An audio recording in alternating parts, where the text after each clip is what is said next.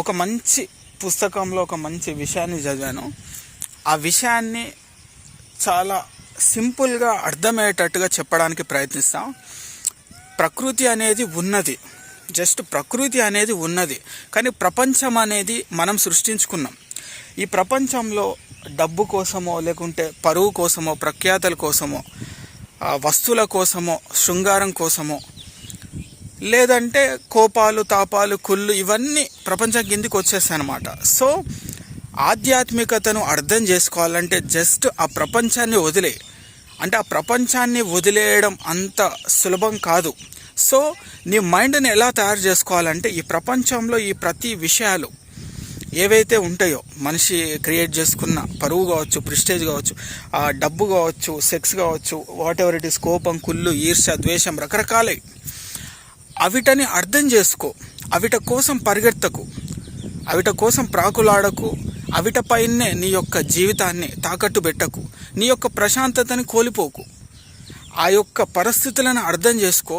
ఏ situations, ఏ పరిస్థితులు నీకు ఆ ప్రజెంట్ సిచ్యువేషన్స్లో నీ యొక్క జీవితం ముందుకెళ్ళడానికి ఉపయోగపడతాయో వాటి పరంగా నువ్వు ముందుకెళ్ళు. అంతేగాని ఏదో ఎవరితోనో ఒక మాట అనిపించుకోవాలి, నా గురించి గొప్పగా చెప్పుకోవాలి, అవార్డులు కావాలి, రివార్డులు కావాలి, డబ్బు కావాలి, ఇంకా అందరికన్నా గొప్పగా నేనే బతకాలి, ఇవన్నీ జస్ట్ మనిషి యొక్క బుద్ధి చూపించుకునే ప్రయత్నం. బాగా అర్థం చేసుకో నేను చెప్పే మాటలు. మనిషి బుద్ధి చూపించుకోవాల్సిన అవసరం లేదు. ఇక్కడ అందరం మనుషులమే అని తెలుసు. మనిషి యొక్క జీవిత ప్రయాణంలో ముందుకెళ్ళడానికి కొన్ని పనులు చేసుకుంటూ వెళ్ళిపోతారు. ఆ పనులు కొంతమందికి నచ్చకపోవచ్చు, కొంతమందికి నచ్చకుండా కొంతమంది పనులు చేయొచ్చు, కొంతమంది పనులు కొంతమందికి నచ్చవచ్చు. ఇవన్నీ ప్రపంచంలో మనం సృష్టించుకున్నాం కాబట్టి అది అందులో నిజాయితీగా వాస్తవంగా బతికేది ఉంటుందనే ఛాన్సే లేదు అక్కడ. సో నేనేమంటున్నా, ఆధ్యాత్మికతను కావచ్చు, ఈ యొక్క మైండ్ సెట్లో నువ్వు బతకాలంటే ఈ ప్రపంచంలో జరిగే ప్రతి విషయాలపైన అంటే ఆశలు పెంచుకోకు. నీ యొక్క అంటే ప్రాకులాడకు దేని మీదనో, పేరు మీదనో, పదవి మీదనో, డబ్బు మీదనో, మనిషి మీదనో, సెక్స్ మీదనో, ఎవరో మెచ్చుకోవాలనే ఒక థాట్ ప్రాసెస్ మీదనో ఎటువంటి ఎక్స్పెక్టేషన్స్ పెట్టుకోకు. ఎందుకంటే ఇవన్నీ నీ ప్రశాంతతని ఎక్కడొక చోట పాడు చేస్తూ ఉంటాయి. ఈ యొక్క ప్రశాంతత అనేది వేటి మీద ఎక్కువ ఆశలు పెంచుకోకు, ప్రాకులాడకు, నీ యొక్క ప్రశాంతతని తాకట్టు పెట్టకు. ప్రకృతి ఉన్నది, ప్రపంచం మనం సృష్టించుకున్నాం. ఆ ప్రపంచం నీ యొక్క నిత్య అవసరాల కోసం ఉపయోగించుకోగలిగితే నువ్వు ఆధ్యాత్మికతను అర్థం చేసుకోగలుగుతావు. సో ప్రశాంతమైన వాతావరణంలో ప్రశాంతమైన మాటలు చెప్పడానికి ప్రయత్నిస్తున్నా.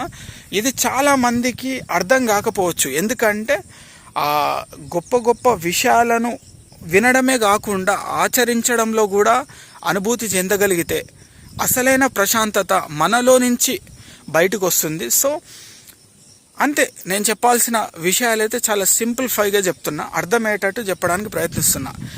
ఇవన్నీ అంటే ప్రపంచాన్ని మనం సృష్టించుకున్న క్వాలిటీస్ ఏవైతే ఉన్నాయో అవిట మీద అర్థం చేసుకొని ఒక స్టెబుల్గా ఉంచుకో. అది లేకపోతే లేను, ఇది జరగకపోతే ఎట్లా, వాళ్ళెందుకు ఇట్లా, వీళ్ళెందుకు ఇట్లా, ఎక్కడ కంప్లైంట్స్ అనేవి అన్నెసెసరీ. నువ్వు ఎప్పుడైతే కంప్లైంట్స్ పెట్టుకుంటావో వీళ్ళ వల్ల ఇట్లా, వాళ్ళ వల్ల ఇట్లా, లేదంటే ఇట్లా అంటే నీ ప్రశాంతతను నువ్వే పాడు చేసేసుకుంటావు. జరిగేది జరగని, ఎదిగేటోడు ఎదగని, డబ్బులు సంపాదించని, బాగా బతికేటోళ్ళని బాగా బతకని. ఇది పెద్ద ప్రపంచం. అందులో మన జీవితాలు ఎంత, నీ జీవితం ఎంత, నా జీవితం ఎంత. మన ప్రశాంతతని కోల్పోయే పరిస్థితి ఏ విషయాల్లో మనం తెచ్చుకోవద్దు. నీ జీవితం అంటే నీ ఉనికి, నీ యొక్క జీవితం యొక్క పరమార్థం తెలుసుకో. నిన్ను నువ్వు తెలుసుకునే ఒక ప్రయాణం చెయ్యి. ఏకాంతంలోనే అసలైన వాస్తవాలు, అసలైన ఆలోచనలు, అసలైన నీ యొక్క జీవిత ప్రయాణం ఏంటో తెలుస్తుంది. సో నేను చెప్పేది అదే, ఆధ్యాత్మికతను అర్థం చేసుకోవాలంటే ప్రపంచాన్ని కొంచెం దూరం పెట్టు. ప్రపంచంలో జరిగే ప్రతి విషయాలను అర్థం చేసుకో. అవసరం కిందనే వాడుకో. అంటే వాడుకోవడం అంటే యూజ్ అండ్ త్రో కాదు, జస్ట్ ఎంత అవసరమో అంతే.